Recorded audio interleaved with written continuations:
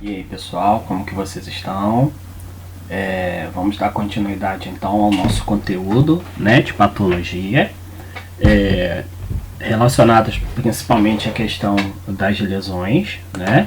Então na semana anterior, né, no tema anterior, nós vimos então alguns aspectos relacionados então aos mecanismos que podem estar levando ao desenvolvimento da lesão.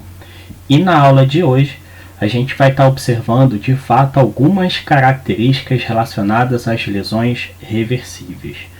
Como nós já definimos, né, os tipos de lesões elas vão ser de acordo exatamente com o comprometimento celular.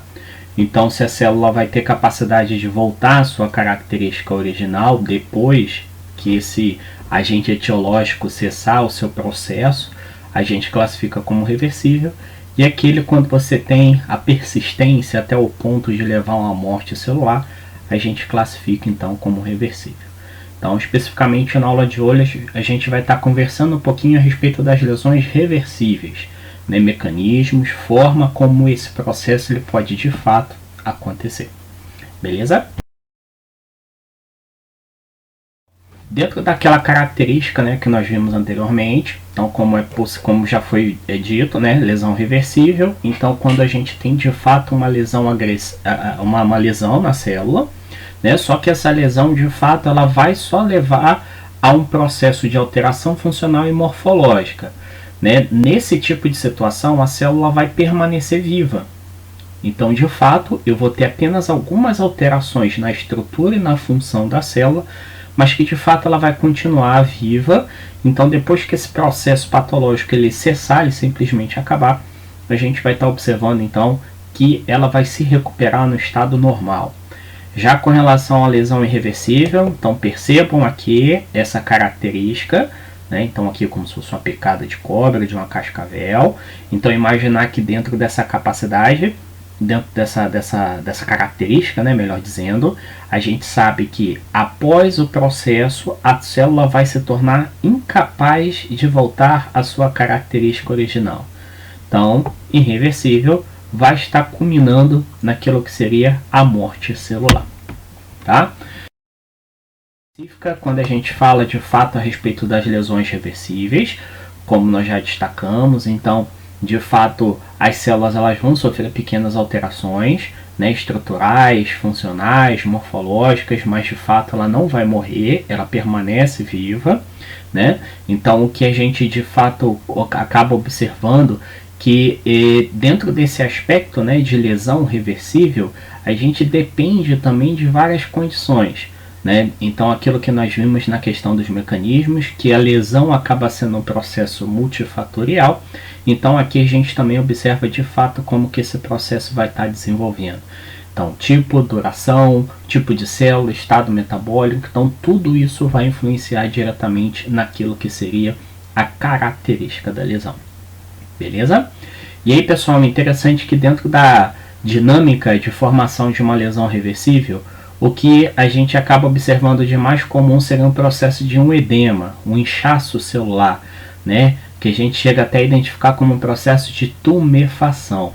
Então eu tenho de fato aí uma perda de equilíbrio osmótico entre o espaço intersticial, entre a questão até mesmo da característica celular, que faz com que aconteça, né, de fato um acúmulo de líquido nesse ambiente.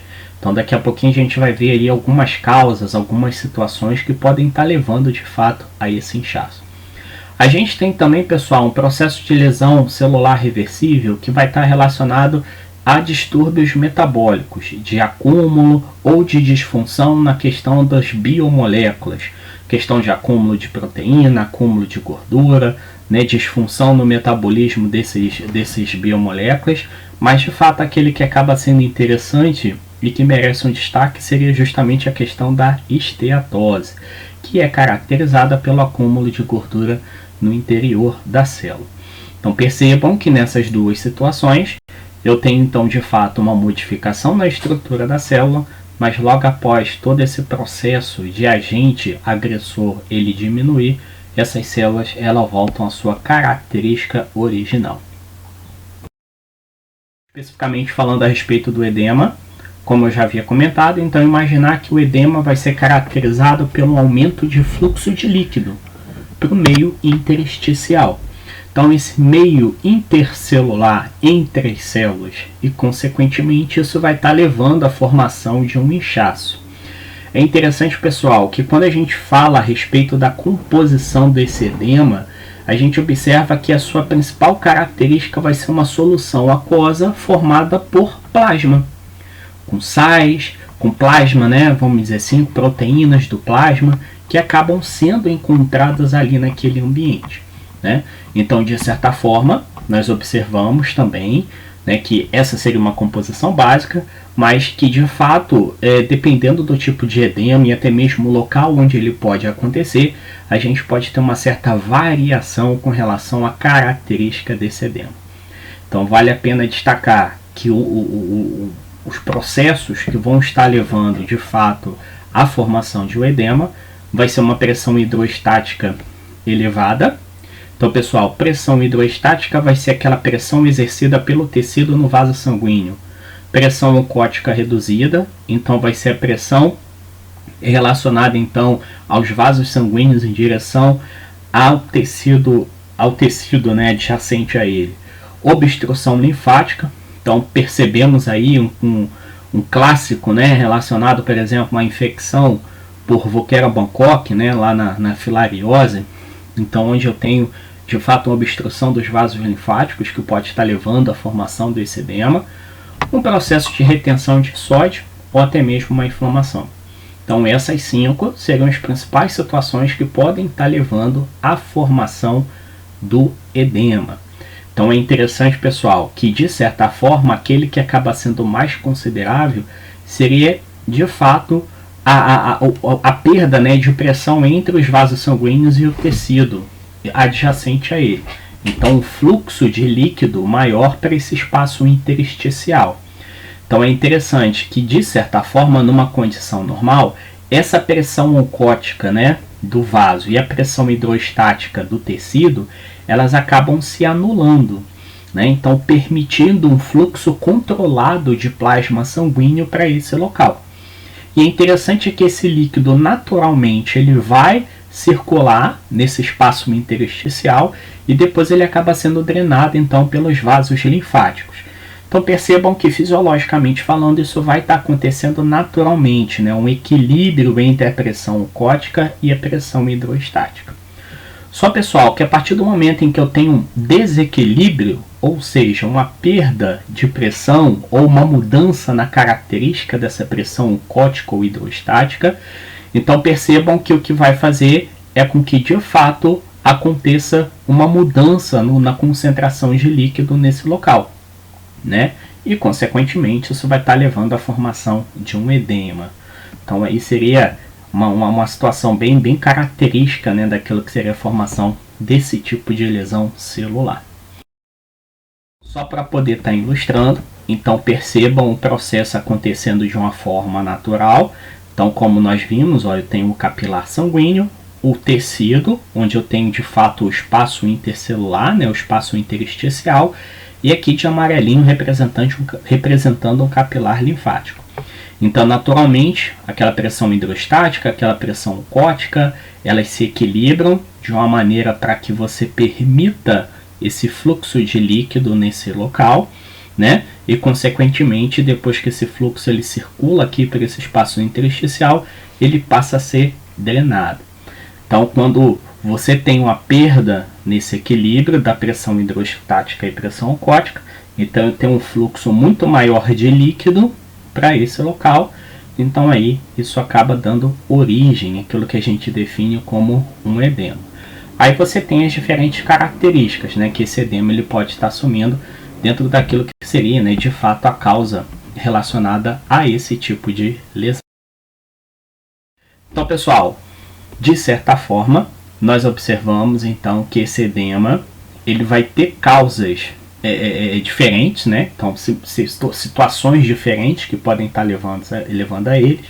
A gente vê os principais mecanismos que de fato esse edema vai ocorrer, mas de fato a gente percebe que Esse tipo de alteração pode estar relacionado, por exemplo, a um processo de insuficiência cardíaca, um processo de insuficiência hepática, desnutrição, hipotireoidismo, obstrução linfática e venosa, que de fato acabam fazendo com que aconteça, né, esse processo de mudança dessa pressão e, consequentemente, levando ao acúmulo de líquido. Tá? Então, ó, só para a gente ter uma ideia, quando a gente fala no processo de problema cardíaco, então uma insuficiência cardíaca, né? Então vamos imaginar que de fato a gente observa uma característica em que esse coração acaba não tendo força suficiente para a expansão. Então, como se ele não estivesse batendo de uma maneira correta, um descompasso, né, vamos dizer assim, e consequentemente ele vai fazer com que aconteça, né, alteração na circulação sanguínea. Então, pessoal, essa alteração na circulação pode influenciar de forma negativa naquele equilíbrio da pressão ocótica e da pressão hidrostática, que aí vai estar fazendo com que aconteça de fato esse processo, né, de formação de edema, né? Então, membros inferiores, dentro do pulmão, no próprio abdômen, né, na forma de ascite, seriam, por exemplo, locais onde pode começar a ter a formação exatamente desses edemas. Levando para um outro processo, questão de doenças hepáticas e desnutrição. Aí eu tenho uma situação que acaba sendo interessante. Quando a gente fala de doenças hepáticas, a gente observa, por exemplo, o fígado sendo responsável aí pela síntese da albumina, né, de uma proteína importantíssima no plasma sanguíneo, que ele acaba ajudando, né, por exemplo, na questão do controle da pressão ali naquele ambiente. Então, de fato, quando você tem uma escassez de albumina plasmática, isso faz com que os vasos sanguíneos eles acabam perdendo, né, não conseguindo, de fato, realizar o processo de retenção de líquido. Né? Então eu tenho pouca albumina plasmática devido a uma doença hepática, vai fazer então com que de fato você não tenha aquilo que seria a função de um controle de pressão, né, dentro da corrente sanguínea, e isso faz com que de fato os vasos não consigam mais reter água. Então, consequentemente, passagem desse líquido para o espaço intersticial e aí formação do edema. A mesma coisa, pessoal, seria a desnutrição, né, que vai estar relacionado também a uma escassez de albumina plasmática, devido aí a uma dinâmica, né, de baixa concentração de aminoácido para a síntese dessa proteína, que pode estar levando também a toda essa consequência. Então seria, por exemplo, esse tipo de definição. Na doença renal, pessoal, vamos imaginar que de fato vai estar sendo influenciada pela disfunção dos rins, né? Então, numa questão até mesmo de funcionamento daquela unidade fundamental dos néfrons. Então, isso vai fazer com que esse paciente ele acabe tendo uma retenção de água e de sal considerável, né? Então, não vai conseguir estar fazendo com que aconteça de fato aquele processo de eliminação. Então, aí seria uma outra situação, né, que vai estar diretamente ligada à formação do edema. Obstrução venosa e linfática, né? Então, obstrução venosa e linfática, vamos imaginar que quando acontece esse tipo de situação, tanto o sangue quanto a linfa acabam não circulando de maneira normal, né? Então, isso vai fazer com que aconteça a formação de algumas barreiras, né, em determinados pontos da circulação sanguínea e da circulação linfática. Então, consequentemente, acaba acumulando no tecido. Vamos imaginar, pessoal, essa questão da obstrução igual que a gente vê naqueles desenhos animados, né? Que vão pegar aí o Tom Jerry, que pisa na mangueira, aí a mangueira atrás dele começa a formar aquela bola de água. Então, mais ou menos nessa mesma dinâmica que nós observamos aí a questão dessa obstrução venosa e linfática. Então, você tem uma pressão alterada ali naquele ambiente onde você tem obstrução, e consequentemente isso vai estar levando aquilo que seria, né, o extravasamento desse líquido para o espaço intersticial. E a última situação, o hipotireoidismo, que aí por própria característica da doença, né, da patologia, isso vai estar levando a um processo de acúmulo de água e sal. Então isso dificulta a drenagem, né, vamos imaginar assim, o processo de eliminação. Então aí por conta disso a gente tem associação aí de proteínas que vão estar ajudando, né, nesse processo de infiltração dessa água e desse sal no tecido. Então proteína GP21, proteína P19 seriam algumas das que estão associadas exatamente nesse processo de retenção de líquido e de sal, né? Pessoal, dentro da dinâmica das possibilidades, né, dos exemplos que nós vimos aí, que podem estar levando à formação de um edema, a gente acaba observando diferentes situações, né, que seriam características específicas dos edemas que acabam sendo formados. A gente tem esse aqui localizado, que a gente acaba caracterizando ele como um edema comum, né, constituído por água e sal. Então a gente tem situações relativamente mais simples que vão estar levando a esse acúmulo, né? Então, de repente, processos hormonais, ou até mesmo de má circulação, que vai estar levando a esse processo de formação desses edemas, né? Então esse seria o mais comum e geralmente localizado principalmente nos membros inferiores. Tá? O processo de linfedema, aí esse linfedema vai ser aquele caracterizado pelo acúmulo de linfa e obstrução dos canais linfáticos. E é interessante, pessoal, que é o que a gente observa, por exemplo, naquilo que eu falei com vocês, na infecção pelo Volkera Bangkok, né, na elefantíase, na filariose, né, em que eu tenho de fato obstrução dos canais linfáticos e aí eu tenho um acúmulo de líquido nesse local. É interessante, pessoal, que até certo ponto esse processo ele pode ser reversível, né? Então, a partir do momento que começa a dar fibrose no tecido, já acaba sendo uma mudança que de fato não é mais possível voltar a uma condição normal, né? Então seria aquela dinâmica de evolução de um processo considerado reversível para uma situação irreversível. E aí outra característica do linfedema, que não seja a obstrução dos vasos linfáticos, é a retirada de linfonodos. Então percebam essa senhorinha aqui, depois exatamente da retirada, né, da mama por conta de uma neoplasia, então tendo exatamente a necessidade de retirada dos seios, então isso vai fazer com que ela tenha parte desse ramo linfático, desses vasos linfáticos aí retirados, então isso pode estar levando exatamente à formação de edema, por exemplo, no membro onde aconteceu essa cirurgia, né? Então, geralmente, pessoal, esse tipo de paciente, quando acaba meio que abusando um pouquinho, né, em termos de esforço, levantar peso, né, então usar esse membro de uma maneira não adequada, né, logo após a cirurgia, por exemplo, vai estar levando exatamente esse tipo de característica. Então, isso é um linfedema, que vai ser caracterizado ou pela obstrução dos canais linfáticos ou pela retirada dos linfonodos no processo de cirurgia, né? Então, duas situações que caracterizam esse tipo de processo. Tem o que nós chamamos de mixedema.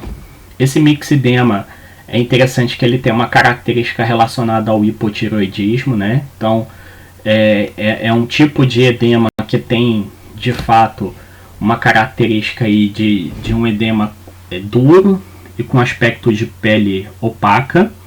Ele vai ter um acúmulo de água, de sais e também de uma grande concentração aí de proteína, né? Então a gente observa aí de fato um conteúdo proteico muito maior. É interessante que esse mixedema ele acaba sendo muito mais comum do que nas mulheres, né? Uma característica hormonal, né? E ele além de ter um acúmulo, né, local, quando a gente fala, por exemplo, na região da tireoide, nós observamos também algumas situações que podem estar relacionadas à formação de bolsas nos olhos, né? Que geralmente vai estar caracterizada aí pelo acúmulo de ácido hialurônico. Então, tendo um aspecto, né, como se fosse de gel.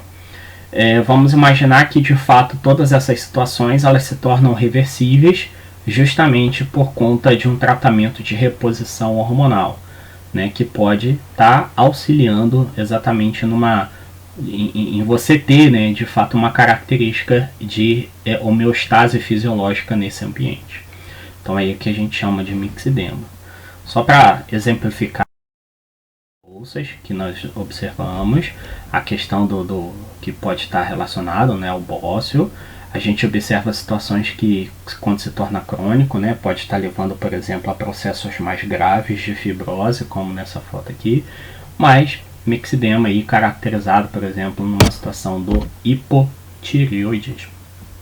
Beleza?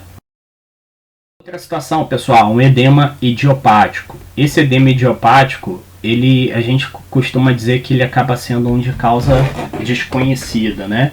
Então, que de fato a gente não tem uma causa específica relacionada a ele. O que se sabe é que geralmente é um tipo de edema que vai estar relacionado, por exemplo, às mulheres, né? Na questão da utilização de laxantes, utilização de diurético, de uma maneira de fato não recomendada, né? Então, principalmente por conta da questão da dieta para emagrecer, então isso faz com que aconteça a formação desses edemas. É interessante que esses edemas idiopáticos, eles vão estar relacionados, por exemplo, à questão da face, né? O acúmulo na face, e também nos membros inferiores, né? Inferiores, superiores, então acaba tendo aquele aspecto de inchaço. Então, devido aí exatamente algumas condições que podem estar relacionadas a esse processo.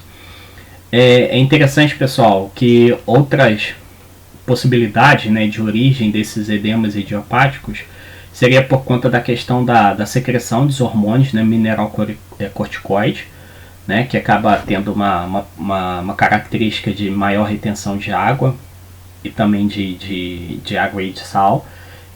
Temos também uma situação, por exemplo, relacionados à questão de diminuição dos níveis de albumina plasmática, não chegando a um nível de desnutrição, tá, pessoal, como nós vimos ali anteriormente, mas que consequentemente vai estar relacionado, por exemplo, a dietas inadequadas. A gente tem os edemas idiopáticos devido a períodos muito longos em pés, mau funcionamento do retorno venoso e linfático. Temos também alguns processos de alterações psicológicas devido a atividades, né, alteração de atividades hormonais femininas, que também acabam estando diretamente a formação desse tipo de edema. Então percebam que eu tenho multifatores, né, então uma causa desconhecida, então várias possibilidades que podem estar levando àquilo que seria a formação desse edema idiopático. Certinho? E aí, pessoal, chegamos numa situação um pouco mais específica, que seria na questão da esteatose, tá? Percebam que quando a gente fala da esteatose, a gente vai estar falando em um processo de degeneração gordurosa, né, e a questão do acúmulo de lipídio, mas pelo fato de ser a mais comum, né, mas como eu disse, qualquer estado em que você tem um distúrbio metabólico de acúmulo ou até mesmo de degeneração de carboidratos, proteínas, né, e lipídios, a gente pode estar considerando um processo reversível.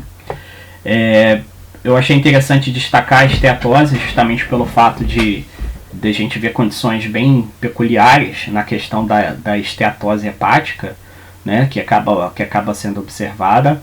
Em células parenquimatosas, interessante também, fibras do miocárdio seriam locais onde de fato a gente percebe o acúmulo dessas substâncias.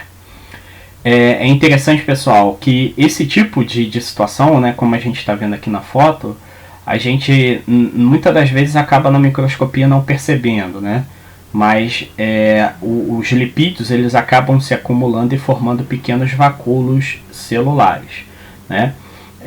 E a gente tem uma dinâmica maior relacionada ao fígado, justamente porque o fígado vai ser um órgão responsável pelo metabolismo desse lipídio.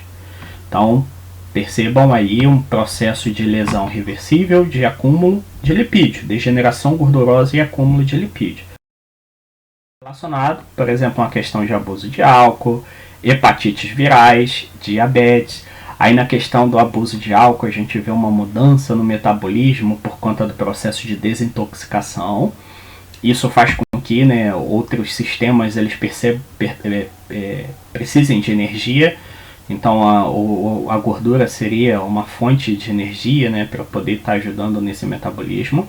Hepatite viral, por conta de todo o processo degenerativo.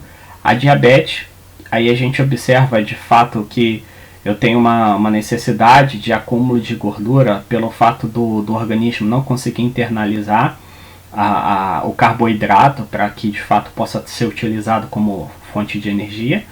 Aí sobrepeso e obesidade, né? Então pode, né? Não necessariamente tem, mas pode ter uma relação direta com a diabetes, né?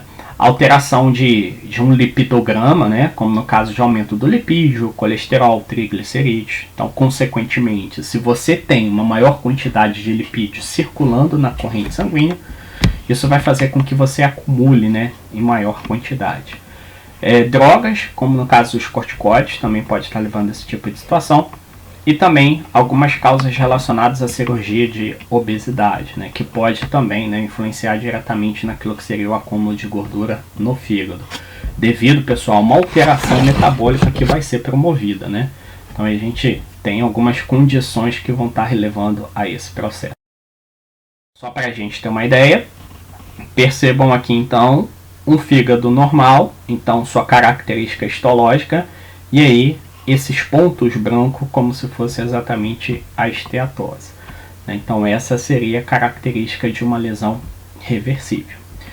Então, pessoal, só para a gente finalizar, então percebam que no caso de uma lesão reversível, todas essas situações, existe a possibilidade de estar voltando a uma característica original do tecido, né? Então por isso que ela vai ser chamada de reversível. Mas vale a pena ressaltar, pessoal, que se de repente a ação desse agente etiológico ele permanecer por mais tempo, né, se tornar um processo crônico, a tendência é que isso se torne um processo irreversível. Então tem a necessidade de uma avaliação, né, diferenciada, né, relacionada, por exemplo, à verificação de até que ponto que a gente considere, né, aquela situação de irreversibilidade, que seria a possibilidade dele estar atingindo uma situação que não seria possível a célula voltar a uma condição normal. Certinho? Beleza? Pessoal, então nos vemos aí na próxima, né, dando continuidade então a processos de lesão celulares. Um abraço a todos.